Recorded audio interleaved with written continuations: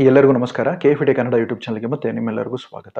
ಕಳೆದ ಕೆಲ ಸಂಚಿಕೆ ಹಿಂದಷ್ಟೇ ನಾನು ನಿಮ್ಮ ಮೊದಲ ಸಂಬಳದಲ್ಲಿ ನೀವೇನ್ ಮಾಡಬೇಕು ಅನ್ನೋಂಥ ಒಂದು ವಿಡಿಯೋನ ಮಾಡಿದ್ದೆ. ಖಂಡಿತವಾಗ್ಲೂ ಆ ವಿಡಿಯೋನ ನೀವೆಲ್ಲ ನೋಡಿದ್ದೀರಾ ಅಂತ ಅನ್ಕೊಂತೀನಿ. ಇನ್ ಕೇಸ್ ನೋಡಿಲ್ಲ ಅಂದ್ರೆ ಆ ವಿಡಿಯೋನ ನೋಡಿ. ಬಹಳಷ್ಟು ಉಪಯೋಗವಾದಂಥ ಒಂದು ವಿಡಿಯೋ ಅಂತ ಅನ್ಸುತ್ತೆ. ತುಂಬಾ ರಿಸರ್ಚ್ ಮಾಡಿದ್ದೀನಿ ನಾನು. ನಿಮ್ಮ ಅನಿಸಿಕೆ ಅಭಿಪ್ರಾಯಗಳಿದ್ರೆ ವಿಡಿಯೋ ಕೆಳಗೆ ಕಮೆಂಟ್ಸ್‌ಗಳ ಮೂಲಕ ತಿಳಿಸಿ. ಹಾಗೆ ನಮ್ಮ ಈ ಒಂದು ಯೂಟ್ಯೂಬ್ ಚಾನಲ್‌ನ ನೀವು ಬೆಂಬಲ ಮಾಡಲೇಬೇಕಾಗುತ್ತೆ. ಯಾಕಂದ್ರೆ ತುಂಬಾ ಕಷ್ಟಪಟ್ಟು ಹಲವಾರು ರಿಸರ್ಚ್‌ನೆಲ್ಲ ಮಾಡಿ ನಾವು ಈ ವಿಡಿಯೋಸ್‌ಗಳನ್ನ ಮಾಡ್ತಾ ಇದ್ದೇವೆ. ದೈನಂದಿನವಾಗಿ ಹಣಕಾಸಿಗೆ ಸಂಬಂಧಪಟ್ಟಂತಹ ಮಾಹಿತಿಗಳನ್ನು ಹಂಚಿಕೊಳ್ತಾ ಇದ್ದೇನೆ. ಸೊ ಕೆಎಫ್‌ಟಿ ಯೂಟ್ಯೂಬ್ ಚಾನಲ್‌ನ ನೀವು ತಪ್ಪದೆ ಸಬ್ಸ್ಕ್ರೈಬ್ ಮಾಡಿ. ಈ ವಿಡಿಯೋಸ್‌ಗಳು ನಿಮಗೆ ಇಡಿಸಿದ್ರೆ ಲೈಕ್ ಮಾಡಿ. ನಿಮ್ಮ ಅನಿಸಿಕೆ ಅಭಿಪ್ರಾಯಗಳ ಕಮೆಂಟ್‌ಗಳ ಮೂಲಕ ತಿಳಿಸಿ. ಮತ್ತೆ ಈ ವಿಡಿಯೋಸ್‌ನ ನಿಮ್ಮ ಫ್ರೆಂಡ್ಸ್ ಅಂಡ್ ಫ್ಯಾಮಿಲೀಸ್‌ಗೂ ಶೇರ್ ಮಾಡಿ. ಅವ್ರಿಗೂ ಸಹ ನಮ್ಮ ಚಾನಲ್‌ನ ಒಂದು ಸಪೋರ್ಟ್ ಮಾಡಕ್ಕೆ ಹೇಳಿ ನಮ್ಮ ಚಾನಲ್‌ನ. ಅವರಿಗೊಂದು ನಮಗೊಂದು ಸಪೋರ್ಟಿವ್ ಆಗಿರುತ್ತೆ ಮತ್ತೆ ನಮಗೆ ಅದು ಒಂದು ಇನ್ಸ್ಪಿರೇಷನ್ ಆಗೂ ಇರುತ್ತೆ ನಿಮ್ಮ ಒಂದು ಬೆಂಬಲ. ಸೊ ಅದರಿಂದ ನಮ್ಮನ್ನ ಸಪೋರ್ಟ್ ಮಾಡ್ತೀರಾ ಅಂತ ಹೇಳ್ತಾ ಈ ಒಂದು ವಿಡಿಯೋನ ನಾನು ಪ್ರಾರಂಭಿಸ್ತಾ ಇದ್ದೇನೆ. ಆ ಒಂದು ವಿಡಿಯೋ ಮಾತಾಡ್ಬೇಕಾದ್ರೆ ಏನಾಯ್ತು ಅಂತಂದ್ರೆ ಒಬ್ರು ವೀಕ್ಷಕರು ಏನ್ ಮಾಡಿದ್ರು, ಒಂದು ಪ್ರಶ್ನೆ ಕೇಳಿದ್ರು ನನಗೆ. ಸರ್, ಈ ತರ ಪರ್ಸನಲ್ ಹೆಲ್ತ್ ಇನ್ಶೂರೆನ್ಸ್ ತಗೊಳ್ಳೋದು ಒಳ್ಳೇದಾ ಅಥವಾ ಕಾರ್ಪೊರೇಟ್ ಹೆಲ್ತ್ ಇನ್ಶೂರೆನ್ಸ್ ಇದ್ರೆ ಸಾಕಾ ಅಂತ ಹೇಳಿ.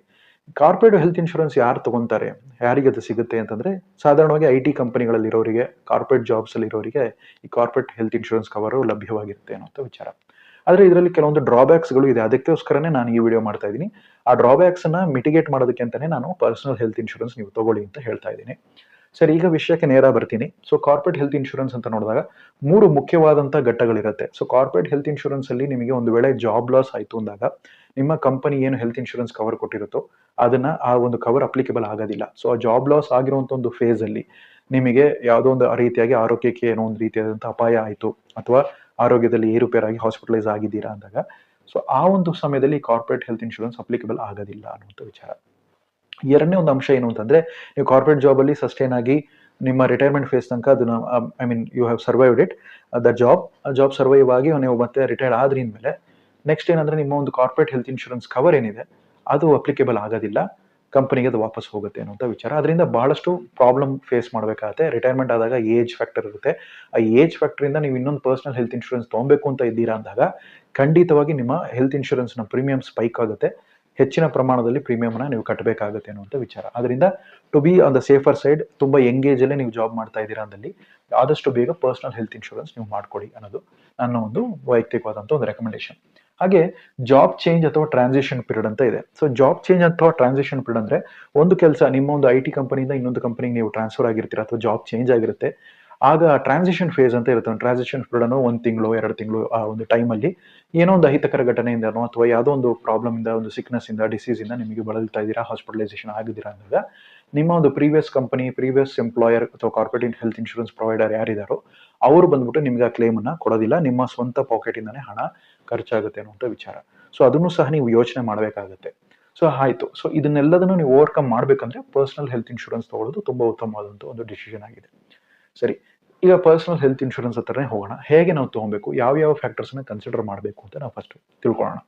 ಮೊದಲನೇ ಅಂಶ ಏನು ಅಂದ್ರೆ, ಕ್ಯಾಶ್ಲೆಸ್ ಆಗಿ ನೀವು ಆಪ್ಷನ್ ತಗೊಳ್ಳಿ. ಸೊ ಕ್ಯಾಶ್ಲೆಸ್ ಯಾಕೆ ತಗೊಳ್ಳಿ ಅಂತ ಹೇಳ್ತಾ ಇದ್ದೀನಿ ಅಂದ್ರೆ, ಇನ್ ಕೇಸ್ ಅದರಲ್ಲಿ ಕೋಪೇ ಮತ್ತೆ ಕ್ಯಾಶ್ಲೆಸ್ ಅಂತ 2 ಆಪ್ಷನ್ ಇರುತ್ತೆ ಹೆಲ್ತ್ ಇನ್ಶೂರೆನ್ಸ್ ಅಲ್ಲಿ.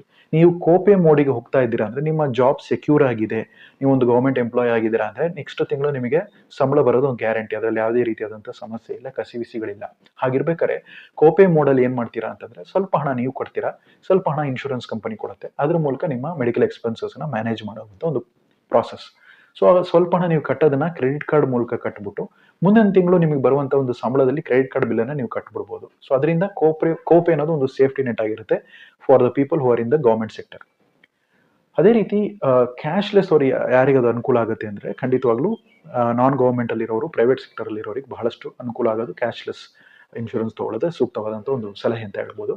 ಮತ್ತೆ ಇನ್ನೊಂದೇನಂದ್ರೆ, ನಿಮಗೆ ಕ್ರೆಡಿಟ್ ಕಾರ್ಡ್ ಅನ್ನ ನೀವು ಯೂಸ್ ಮಾಡ್ತಿದ್ದೀರಾ ಅದರಲ್ಲಿ, ಪ್ರೈವೇಟ್ ಸೆಕ್ಟರ್ ಅಲ್ಲಿ ಇದ್ದು ಅಥವಾ ಕಾರ್ಪೊರೇಟ್ ಜಾಬ್ ಅಲ್ಲಿ ಇದ್ದು ಸಹ ಕ್ರೆಡಿಟ್ ಕಾರ್ಡ್ ಯೂಸ್ ಮಾಡ್ತಿದ್ದೀರಾ, ಹಾಸ್ಪಿಟಲೈಸೇಷನ್ ಆಗ್ತೀರಾ, ಯಾವುದೋ ಒಂದು ಕಾರಣಾಂತರಗಳಿಂದ ಕೆಲಸ ಹೋಯ್ತು, ಅವಾಗ ಏನ್ ಮಾಡ್ಬೇಕಾಗತ್ತೆ, ಕ್ರೆಡಿಟ್ ಕಾರ್ಡ್ ಬಿಲ್ ನೀವು ಕಟ್ಟಲೇಬೇಕು. ಅವಾಗ ನಿಮ್ಮ ಜೊತೆ ಇರುವಂತಹ ಫ್ಯಾಮಿಲಿ ಸೇವಿಂಗ್ಸ್ ಅಥವಾ ನಿಮ್ಮ ಬಳಿ ಇರುವಂತಹ ಸೇವಿಂಗ್ಸ್ ನ ನೀವು ಡಿಪ್ ಮಾಡಿ ತೆಗೆದ್ಬಿಟ್ಟು ನೀವು ಆ ಒಂದು ಹಣವನ್ನ ಕಟ್ಟಬೇಕಾಗುತ್ತೆ. ಸೊ ಆ ಒಂದು ರಿಸ್ಕ್ ಇರೋದ್ರಿಂದ cashless option is the best option ಅಂತಾನೆ ಹೇಳ್ತೀನಿ.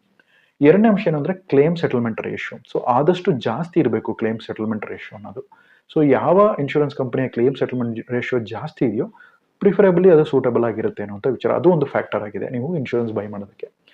ಆಮೇಲೆ ಮೂರನೇ ಅಂಶ ಏನು ಅಂದ್ರೆ network hospitals. So network hospitals ಅನ್ನೋದು ಸಿಟಿಗಳಿಗೆ ಅನ್ವಯವಾಗಿ ಅದನ್ನ ಸ್ಪ್ಲಿಟ್ ಮಾಡಿರ್ತಾರೆ.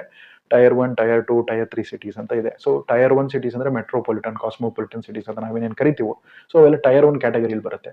ಸೊ ಟೈರ್ 2 ಮತ್ತೆ ಟೈರ್ 3 ಸಿಟೀಸ್ಗಳೆಲ್ಲ ಒಂದು ಸ್ವಲ್ಪ ಸೆಮಿ ಅರ್ಬನ್, ಅರ್ಬನ್ ರೀಜನ್ಸ್ ಅಂತ ಹೇಳ್ಬೋದು. ಮತ್ತೆ ರೂರಲ್ ರೀಜನ್ಸ್ ಅಂತ ಹೇಳ್ತೀವಿ ಟೈರ್ 3ಗಳಲ್ಲಿ. ಸೊ ಆ ರೀತಿ ನಿಮ್ಮ ನೆಟ್ವರ್ಕ್ ಹಾಸ್ಪಿಟಲ್ಗಳ ಸಂಖ್ಯೆ ಎಷ್ಟಿದೆ ಅಂತ ನೋಡಿ. ಆ ಟೈರ್ 1, ಟೈರ್ 2 ಸಿಟೀಸ್ಗಳಲ್ಲಿ ಹೆಚ್ಚಿನ ಪ್ರಮಾಣದಲ್ಲಿ ನೆಟ್ವರ್ಕ್ ಹಾಸ್ಪಿಟಲ್ ಅನ್ನು ಸಪೋರ್ಟ್ ಮಾಡುವಂತ ಹೆಲ್ತ್ ಇನ್ಶೂರೆನ್ಸ್ ಕಂಪನಿನ ನೀವು ಆಲ್ಮೋಸ್ಟ್ ಆಪ್ಷನ್ ಅನ್ನ ನೀವು ಆಯ್ಕೆ ಮಾಡ್ಕೊಳ್ಳಿ ಅನ್ನೋ ವಿಚಾರ. ನಾಲ್ಕನೇ ಅಂಶ ಏನು ಅಂದ್ರೆ ನೋ ಕ್ಲೇಮ್ ಬೋನಸ್. ಬಹಳ ಮುಖ್ಯವಾದಂತ ಒಂದು ವಿಚಾರ ಹೆಲ್ತ್ ಇನ್ಶೂರೆನ್ಸ್ಗೆ ಸಂಬಂಧಪಟ್ಟಂತೆ. ಸೊ ಏನಿದು ನೋ ಕ್ಲೇಮ್ ಬೋನಸ್ ಅನ್ನೋದನ್ನ ನಾವೀಗ ತಿಳ್ಕೊಳ್ಳೋಣ. ಸೊ ಈ ನೋ ಕ್ಲೇಮ್ ಬೋನಸ್ ಅಂತಂದ್ರೆ ಏನು ಅಂತ ನಾವು ನೋಡೋದಾದ್ರೆ, ನೀವು ಹೆಲ್ತ್ ಇನ್ಶೂರೆನ್ಸ್ ನ ಪಡ್ಕೊಂಡಿದ್ದೀರಾ. ಸೊ ಹೆಲ್ತ್ ಇನ್ಶೂರೆನ್ಸ್ ಮೂಲಕ ಏನಾಗುತ್ತೆ ಅಂದ್ರೆ ಪ್ರೀಮಿಯಂನ ನೀವು ಕಟ್ತಾ ಹೋಗ್ತೀರಾ. ಸೊ ವರ್ಷ ನೀವು ಪ್ರೀಮಿಯಂನ ಕಟ್ತಾ ಹೋಗ್ತೀರಾ. ಯಾವ ವರ್ಷದಲ್ಲಿ ನಿಮ್ಗೆ ಯಾವುದೇ ರೀತಿಯಾದಂತಹ ಒಂದು ಅನಾರೋಗ್ಯದ ಸಮಸ್ಯೆ ಉದ್ಭವವಾಗದೇ ಇರುತ್ತೆ ಮತ್ತೆ ನೀವು ಕ್ಲೇಮ್ ಮಾಡಿರಲ್ಲ ಹೆಲ್ತ್ ಇನ್ಶೂರೆನ್ಸ್ನ ಅಂದಾಗ, ನಿಮಗೆ ಈ ನೋ ಕ್ಲೇಮ್ ಬೋನಸ್ ಅಂತ ಸಿಗುತ್ತೆ.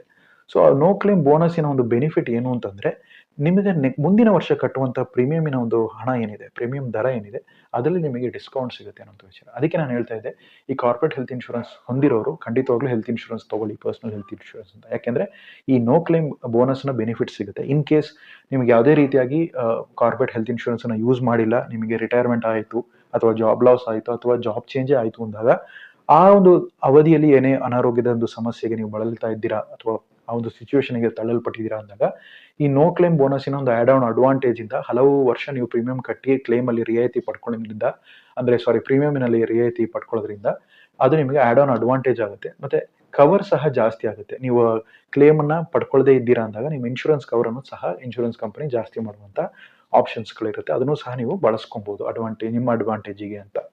ಆಮೇಲೆ ಈ ಇಷ್ಟು ಅಂಶಗಳನ್ನ ಹೊರತುಪಡಿಸಿ ಇನ್ನೊಂದು ಮುಖ್ಯವಾದಂತ ಅಂಶ ಏನು ಅಂದ್ರೆ, ನಿಮಗೆ ಕ್ರಿಟಿಕಲ್ ಇಲ್ನೆಸ್ಗೆ ಸಂಬಂಧಪಟ್ಟಂತೆ ಒಂದು top up health insurance plan ಅನ್ನು ಮಾಡಿಸ್ಕೊಳ್ಳೋದು ಒಳ್ಳೆಯದು. ಸೊ ಕ್ರಿಟಿಕಲ್ ಇಲ್ನೆಸ್ ಅಂದ್ರೆ ಹಾರ್ಟ್ ಡಿಸೀಸ್ ಆಗಿರಲಿ ಅಥವಾ ಕ್ಯಾನ್ಸರ್ ಆಗಿರಲಿ ಅಥವಾ ಬೇರೆ ರೀತಿಯ ಕ್ರಿಟಿಕಲ್ ಆಗಿ ಇರುವಂತಹ ಯಾವುದೇ ಕಾಯಿಲೆಗಳಿರ್ತಾವೋ ಅದರ ಸಂಬಂಧಪಟ್ಟಂತೆ ನೀವು ಹೆಚ್ಚಿನ ಪ್ರಮಾಣದಲ್ಲಿ ಅದಕ್ಕೆ ಹಣ ನೀವು ಹಾಸ್ಪಿಟ್ಲಿಗೆ ಕಟ್ಟಬೇಕಾಗುತ್ತೆ ಅನ್ನೋದ್ರಿಂದ, ನೀವು ಟಾಪ್ ಅಪ್ ಪ್ಲಾನ್ ಅನ್ನ ಹೆಲ್ತ್ ಇನ್ಶೂರೆನ್ಸ್ ಪಾಲಿಸಿಲಿ ಮಾಡಿಸೋದು ಬಹಳ ಒಂದು ಉತ್ತಮವಾದಂತ ಒಂದು ಡಿಸಿಷನ್ ಆಗಿದೆ ಅನ್ನುವಂಥ ವಿಚಾರ. ಸರಿ. ಸೊ ಪರ್ಸನಲ್ ಹೆಲ್ತ್ ಇನ್ಶೂರೆನ್ಸ್ ನೀವು ಮಾಡಿದ್ರೆ ಕ್ರಿಟಿಕಲ್ ಇಲ್ನೆಸ್ ಇಂದು ತಗೊಂಡಿದ್ದೀರಾ, ಮತ್ತೆ ನಿಮಗೆ ಕಾರ್ಪೊರೇಟ್ ಇನ್ಶೂರೆನ್ಸ್ ಇದೆ ಅಂದ್ರೆ ನಿಮಗೆ ಡಬಲ್ ಪ್ರೊಟೆಕ್ಷನ್ ಆಯ್ತು ಅಂತ ಒಂದು. ಆಮೇಲೆ ಇನ್ನೊಂದು ಏನು ಅಡ್ವಾಂಟೇಜ್ ಇದರಲ್ಲಿ ಅಂತಂದ್ರೆ, ಕ್ರಿಟಿಕಲ್ ಇಲ್ನೆಸ್ ಇರೋದ್ರಿಂದ ನಿಮಗೆ ಅಡ್ವಾನ್ಸ್ಡ್ ಇಲ್ನೆಸ್ ಅನ್ನ ನೀವು ಪ್ರಿವೆಂಟ್ ಮಾಡ್ದಂಗೆ ಆಯ್ತು. ಸಾಧ್ಯವಾದಷ್ಟು ಕೆಲವು ಕಡೆ ನಿಮಗೆ ಟರ್ಮ್ ರೈಡರ್ಸ್ಗಳು ಇರುತ್ತೆ, ಆಕ್ಸಿಡೆಂಟಲ್ ಇನ್ಶೂರೆನ್ಸ್ಗಳು ಇರುತ್ತೆ.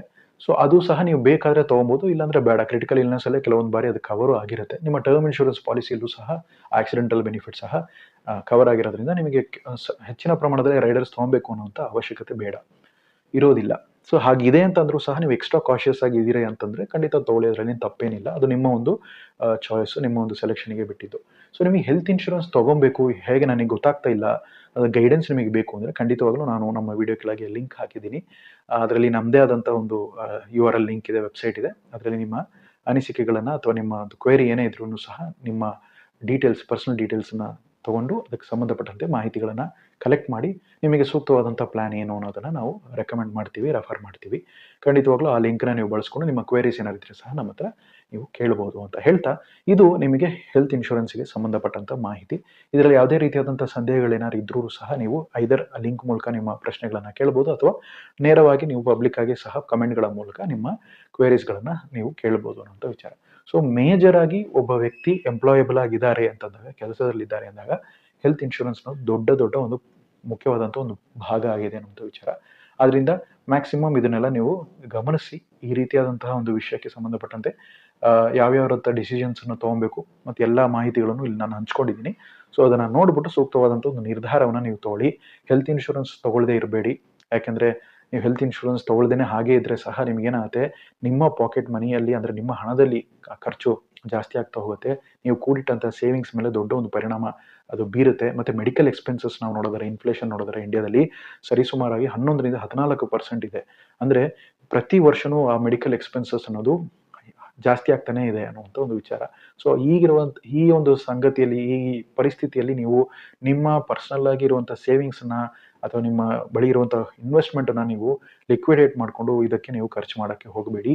ಒಂದು ಸೇಫ್ಟಿ ನೆಟ್ ಆಗಿ ಹೆಲ್ತ್ ಇನ್ಶೂರೆನ್ಸ್ ಅನ್ನ ಬಳಸ್ಕೊಂಡು ನಿಮ್ಮ ಒಂದು ಕ್ಯಾಪಿಟಲ್ ಅನ್ನ ಅಥವಾ ನಿಮ್ಮ ಸೇವಿಂಗ್ಸ್ ನ ನಿಮ್ಮ ಇನ್ವೆಸ್ಟ್ಮೆಂಟ್ ಅನ್ನ ಪ್ರೊಟೆಕ್ಟ್ ಮಾಡಿ ಅಂತ ಹೇಳ್ತಾ, ಮುಂದಿನ ಸಂಚಿಕೆಯಲ್ಲಿ ಇನ್ನೊಂದು ಸ್ವಾರಸ್ಯಕರವಾದಂತಹ ವಿಚಾರದೊಂದಿಗೆ ಮತ್ತೆ ಭೇಟಿ ಮಾಡ್ತೀನಿ. ಧನ್ಯವಾದಗಳೊಂದಿಗೆ ನಿಮ್ಮ ಸಂದೇಶ.